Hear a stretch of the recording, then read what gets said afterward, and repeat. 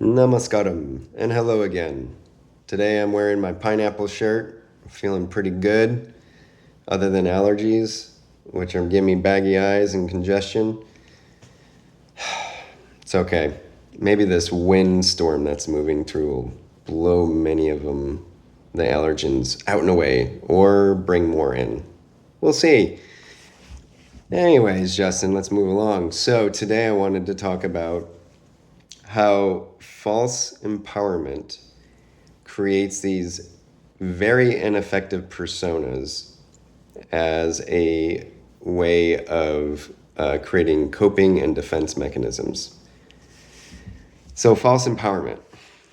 Well, I think that there are a lot of influences in our world today that we find online, social media, mainstream media, and people with very large megaphones, artists, musicians, athletes, what have you not, excuse me, and people that also know how to rope people into their BS, whether it's a product or a service or just ideology.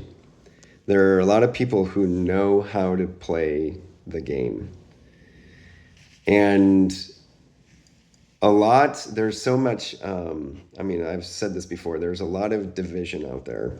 And I think a lot of the people that capitalize off of division, they know what they're doing. And some people, left or right, doesn't matter which side of the aisle, they will push a certain ideology, a certain way of life, a certain mindset that you should have. And unfortunately, people who have felt like their group of people, whatever it's based off of, age, gender, sexual orientation, race, religion, whatever, will try to seize the reins of how to get people onto their side of doing something, having a certain perspective, a certain belief system, a certain way of life, lifestyle, what have you not. And unfortunately, some of these influences and some of these ideologies are a bunch of BS. They're very toxic. They might help in the short term, but they do not help in the long term. So you will get people who are dealing with a lot of hurt or pain of some sort, or confusion, feeling lost. And we're social creatures, so it is normal for us to seek advice, seek help, assistance of some sort. Nothing wrong with that. But do you know where your sources are getting their information? Right? And so that's number one. Number two is, if you were to ground yourself and connect with your intuition, does their advice, their perspective resonate with you? And three, are you just running away from things that you don't want to confront and face because it's too painful or it's too confusing and overwhelming? So we all should be asking ourselves those questions. And I think when we're very overwhelmed, when we're very hurt, very confused, lost, we're just trying to get our head above water, right? We're just grasping at straws for any help or assistance, for a guiding light that tells us this is the direction I must go in. I think that's human nature. That's normal, survival. So I don't see anything really inherently wrong with that, because that's human nature. But because we are higher ordered sentient beings,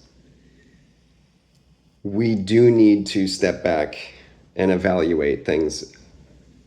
And I've indicated this before, more of like from a bird's eye, perspective. Look at all the moving pieces, right? Because we might notice a problem over here with this moving gear, But we're not seeing the bigger picture. It's like, well, it's actually originating, the problem is originating way over here. I need to fix that. And then that should set everything back into alignment. Speaking of alignment, I've talked about the axis that I call the head, heart, body, and spirit alignment, that axis. All of us have things that we need to work on in all of those areas. And it's we it takes a lot of work to get us into good alignment and good holistic total health, complete health. Even if you don't believe in God or religion, there is still this fourth component, the spiritual component that I call it, that still needs to be attended to and cared for. And you can call it whatever you want, right? Whatever makes you, you, and different from everybody else. Who you are at the core, right? What makes Arjun, or Justin. I promise you I don't have multiple personality disorder, okay? Let me get into this. No, just kidding. I don't. And it is a real thing. It's very, very rare. So please don't say you have multiple personality disorder unless it's been thoroughly assessed and diagnosed, okay? Because it does a disservice to people that actually have that. So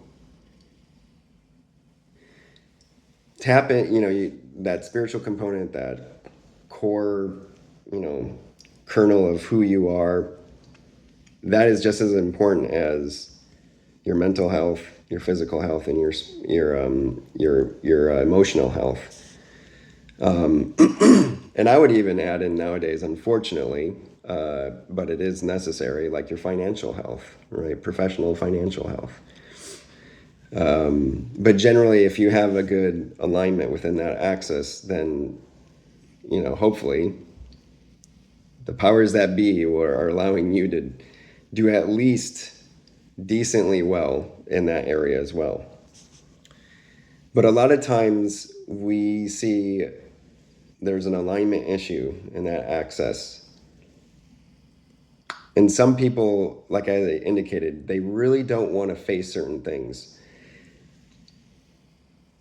And a common rebuttal, a defensive rebuttal that I'll hear from both patients and friends alike is, oh, so everybody else knows my mind better than me, huh? They know me better than I know myself, huh? It's like, no, nobody actually knows what it's like to be in that mind, in that body. That's yours and yours alone. If you believe in God, then God knows. But no one else knows what it's like to be you. That is very true. However, if you are in distress, you're noticing that you're having a lot of problems with a certain area of your life or with certain people, and you are seeking mental health care, that should alert you to something's not in alignment here. Something's out of whack. And I don't know what that is, or I don't know how to fix it. So just because nobody else knows what it's like to be you, that doesn't mean that their outside perspective can't help you get back into alignment and maybe help you see things that you're not seeing. You have certain blinders up. We all do this. You put certain blinders up. And many people with this false sense of empowerment is, no, I'm not going to pay attention to that anymore. I'm just going to put a bandage over it. And when that leaks, I'll put a patch over that and then another patch. And then you start building up all these layers of very ineffective BS coping and defense mechanisms. And it culminates in this persona of kind of like what I talked about before, fake it till you make it. No, everything's okay. And if anybody or anything pokes a hole in that, scratches underneath, the surface and sees what's underneath, get rid of them. And then blame shift. Say, oh, they're the problem, not me. This persona that like I'm doing okay, everything's fine. I'm going out with friends, I'm doing this, I'm doing that. Look at me, everything's great. That's not going to last forever, sweetheart. It isn't. And I don't mean to be patronizing to anybody out there because I have to say that to myself too. Okay, sweetheart. Okay, darling. Sure this is what you want to do? Sure this is going to lead to a healthy outcome? So when it is, you shouldn't be listening to every word that someone says. I'm not saying that like, well, I'm so messed up, I just should listen to this other person. Whatever they say I should do. I'm not saying that. But you do want to consider other perspectives, others' opinions, especially people that you value, but then professionals as well, because they might be seeing things that you're not seeing. And back to people that you value, that you respect, there's a caveat to that. Be very careful because if those people don't have their own affairs in order, they have their own house to clean, you need to be very careful taking their advice. Because if they're also under this delusional denial that I call, they don't want to face their own BS in their life, their own dark, icky, painful thoughts and feelings inside of them, and they're faking it till they make it. They're condoning unhealthy behaviors in you or other people.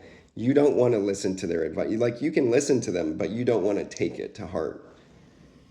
You should be able to recognize that in the long run, that's not going to serve them and their higher self any good or anybody else. It's going to lead to more confusion, more pain, more heartache, worse outcomes.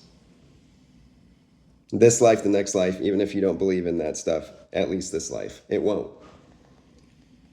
And you'll have realized how much time and energy you have wasted by avoiding confronting the hard truths and by blame shifting it, by gaslighting, manipulating, deceiving, tricking, scapegoating, stonewalling, all these unhealthy behaviors that you've done to other people.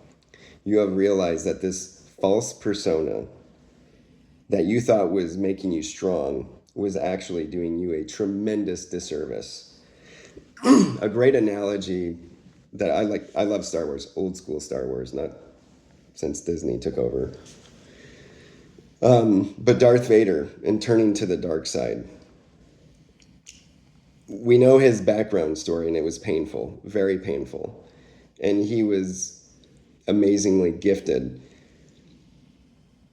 And he had real bad attachment problems, especially to the people that he loved and to a sense of justice.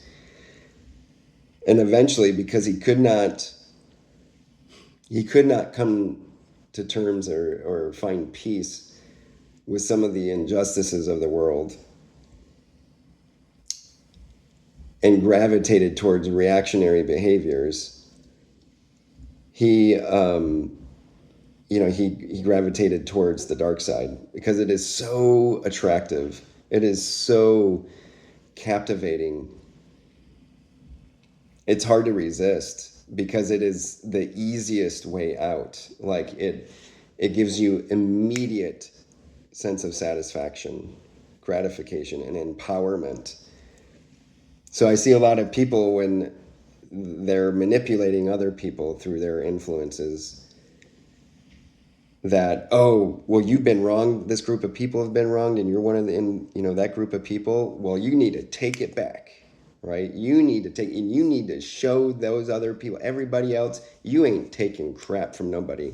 Now, I'm not a fan of like what I call Gandhi Dharma and just being a pacifist and rolling over and taking it. No, I'm Krishna Dharma, and I'll explain that in another episode because that's a deep discussion. So if wrong has been done to you, I'm not condoning like acts of violence here unless you have to defend yourself and your loved ones, right? Like that is different. But no, don't take mistreatment, don't take abuse. But when you start to then put that on anybody or anything that slightly resembles the source or the original perpetrator or source of your pain, That is not healthy. That is not okay. You're projecting that onto everybody because you're not actually, you think by venting it that you're processing your pain and working through it and being strong again. But really what you're doing is you're going back to Darth Vader, you're just being addicted to the dark side. You're being enslaved by those feelings of resentment and bitterness and needing other people to feel your pain, but then to see you as someone super strong and not to be messed with. That's exactly what Darth Vader did. So we all fall prey to that at some point. But at some point, you have to realize, is this serving anybody any good? It's just feeding my ego. It's feeding that broken child archetype inside me.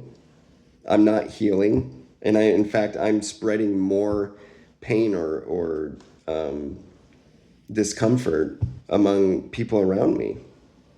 What is that? What good is this accomplishing?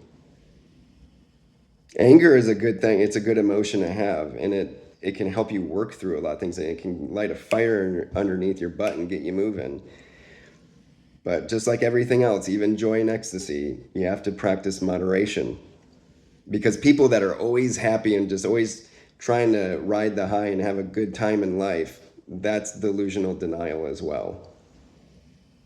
It creates a false persona because life isn't that way. And if you've been somehow lucky enough to coast through life, without major hardships or, crises and unfortunate events in your life, I mean, that doesn't mean that it's going to be that way to the day you die, right? So the false empowerment, like I'm all about empowering people. I've said this before in previous episodes too. Like I truly want you to be in your higher self and to live your most authentic life.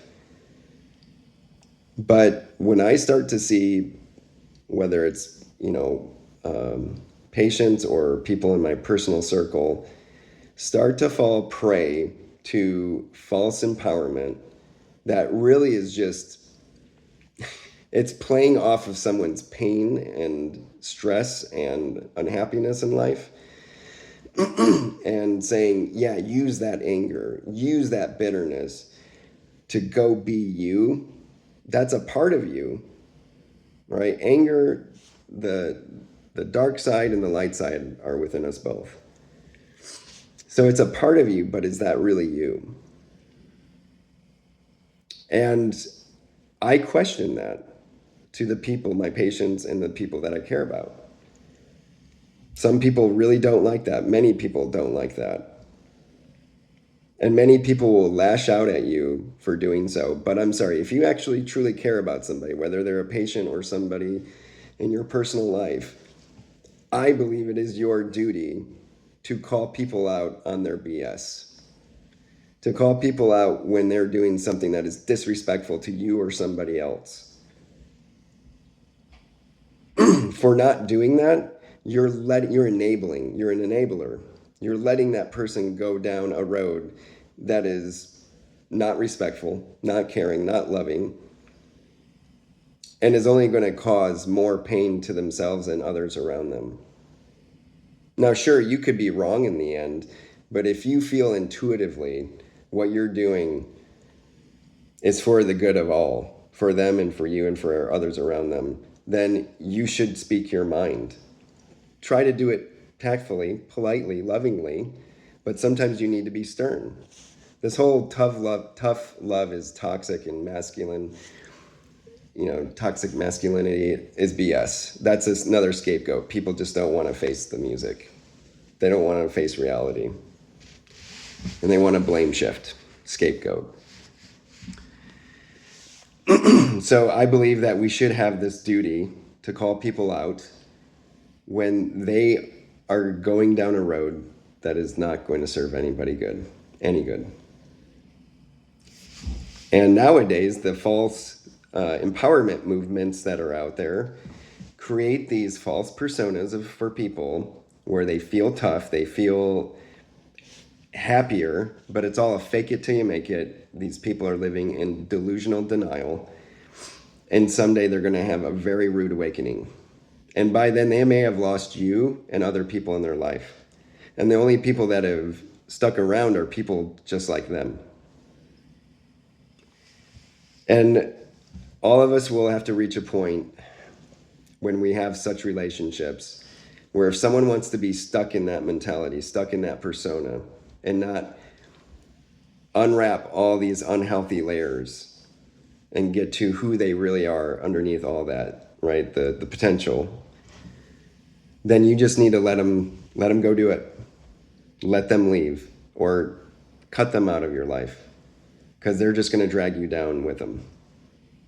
Or you're just going to always be stressing out. And sometimes, doesn't matter who this person is in our lives, we have to cut them out. We have to let them go. Especially if they're blaming you for a lot of things because you don't take BS, you don't stand for toxicity, you don't allow yourself and your boundaries to be disrespected. That's not a you problem. That's a them problem. Okay? And you should be walking away from that.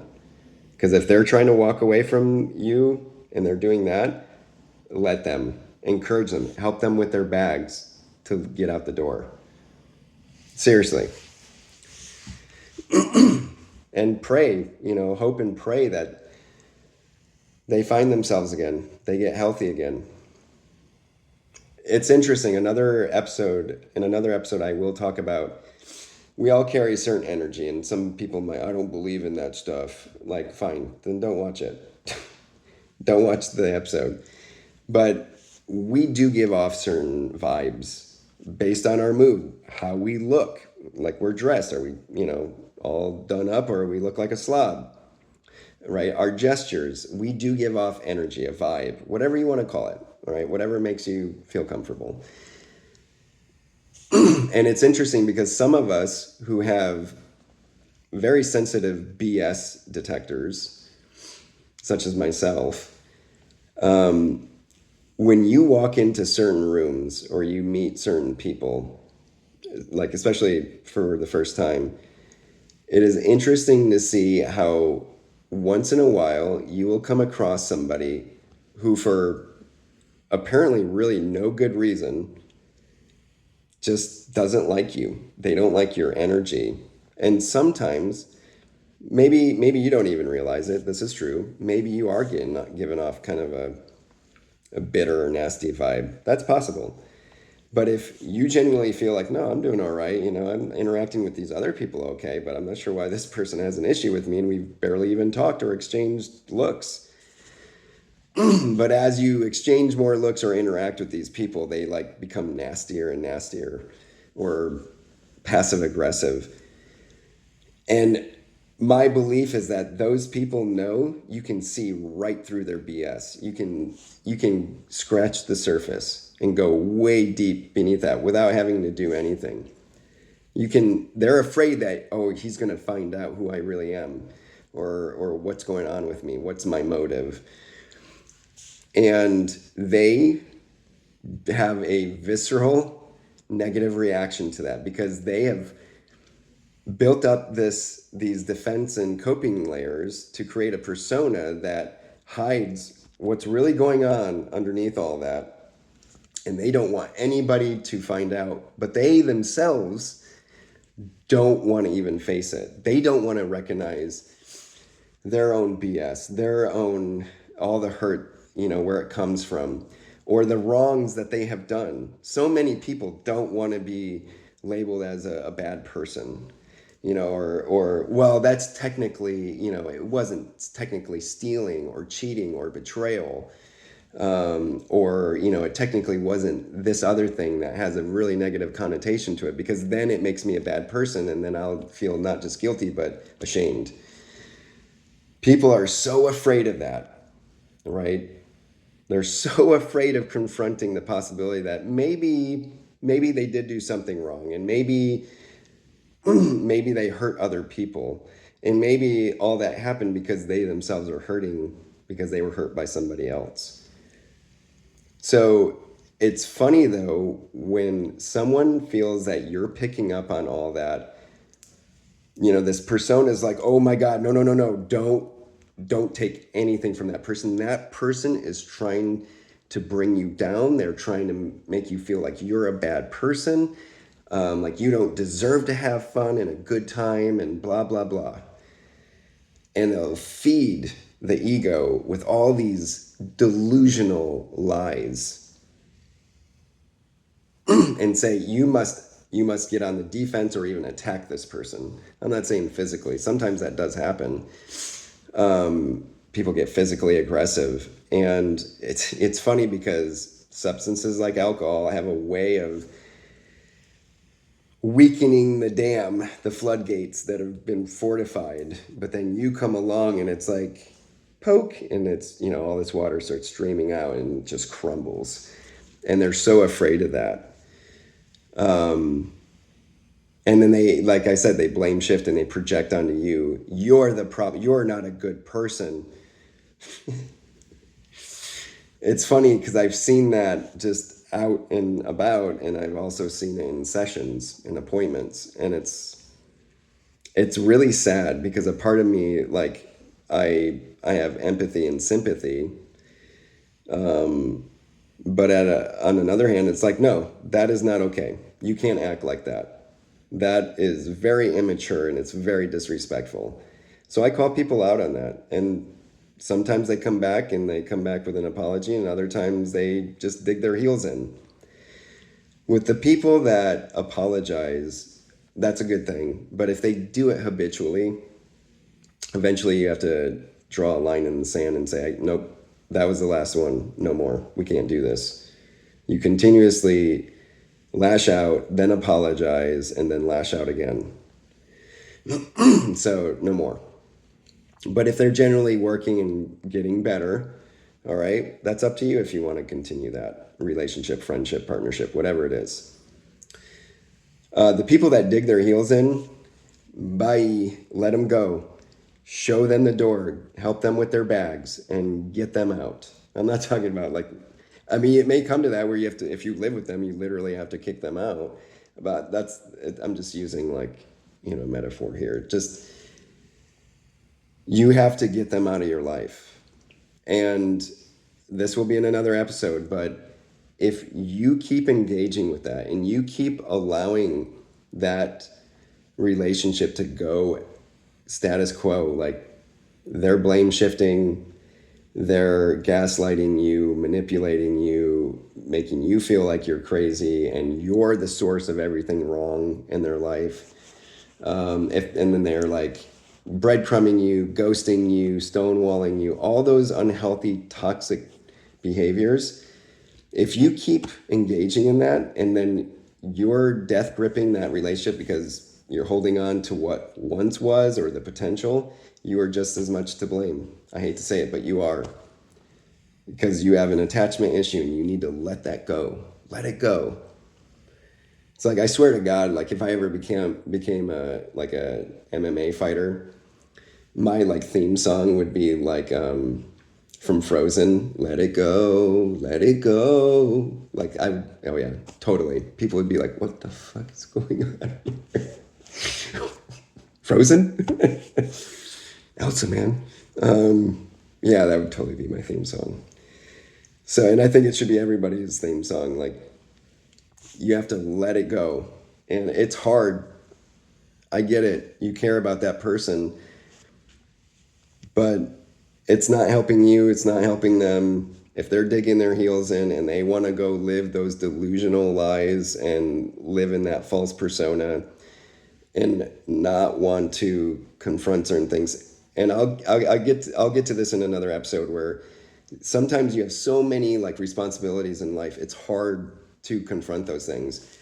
But you're still in the end not going to be serving yourself or anybody else any good until you start actually working through all those things. You won't. And you're just setting another bad example for other people, especially if you have dependents. You're setting a bad example for them, how to deal with things. right? Like, I know, like, on one hand, I respect you're getting up every day and you're doing what you honestly believe at the time is the best thing, and like that makes you in a way an unsung hero. But when you are taking your crap out on somebody else that is just trying to help you and love you, that's not okay. It isn't. That doesn't excuse you. It doesn't matter what hurt you've been through. That's not okay. We can't excuse Darth Vader because he was upset about losing the love of his life and unborn children and all the other injustices that, well, it's okay that he went and killed all those younglings and Padawans. No, that you feel for him, but you're like, dude, that was a line you can't even really come back from. So you can't excuse the behavior, the perspective, the attitudes that people will adopt just because they're hurting. You can understand it, and you can say, I can see that they're trying, but they've reverted to a mode of or an operating system that is not in their higher self, and they are clearly going to disrespect certain people without a care in the world. That's not okay. And it is the duty of those other people to recognize that there are multiple sides to every story. And if they're condoning it, they're also just as lost, just as delusional. So free yourself from those people.